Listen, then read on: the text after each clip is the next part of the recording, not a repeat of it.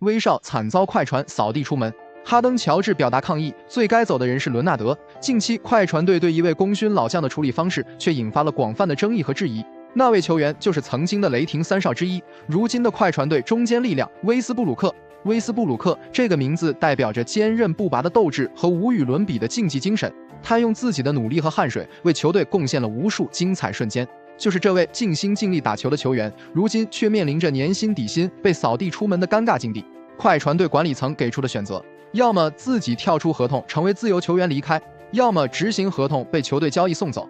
这对于威少来说无疑是奇耻大辱。与此形成鲜明对比的是，快船队中一些表现平平的球员却享受着高薪待遇，享受着轻松自在的生活。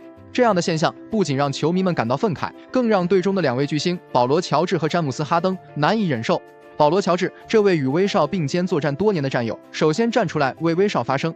他直言不讳地表示，威少是我的兄弟，他永远都充满斗志，他为球队做出了太多的牺牲，他的能力我们都看在眼里。如果给他足够的球权，他场均砍下20分10个助攻，简直易如反掌。我无法理解为什么要这样对待他。乔治的话语中充满了对威少的不满和对快船管理层决策的质疑。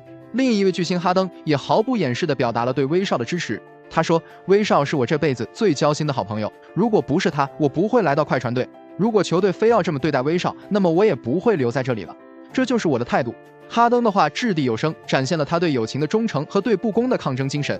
两位巨星的表态无疑给快船队的管理层带来了巨大的压力。他们不仅面临着球迷的质疑和批评，更要面对队中核心球员的抗议和不满。这样的局面对于快船队来说无疑是一个巨大的挑战。快船队需要重新审视自己的决策和战略，找到一条更加合理和有效的道路来冲击总冠军。而在这个过程中，放弃以伦纳德为核心的夺冠阵容，寻找更加可靠的核心球员，或许是一个值得尝试的选择。虽然伦纳德是一位极具实力的球员，但他在过去几个赛季的表现并不稳定，尤其是在季后赛中，他的伤病问题更是让球队倍感压力。如果快船队继续以他为核心打造阵容，那么在面对森林狼、掘金和湖人等强队时，他们很难取得优势。快船队需要转换思维，寻找新的核心球员来引领球队前进。在这个过程中，威少无疑是一个值得考虑的选择。他虽然已经年过30，但他的斗志和竞技状态依然保持得很好。当然，快船队还需要在其他位置上做出调整和改进。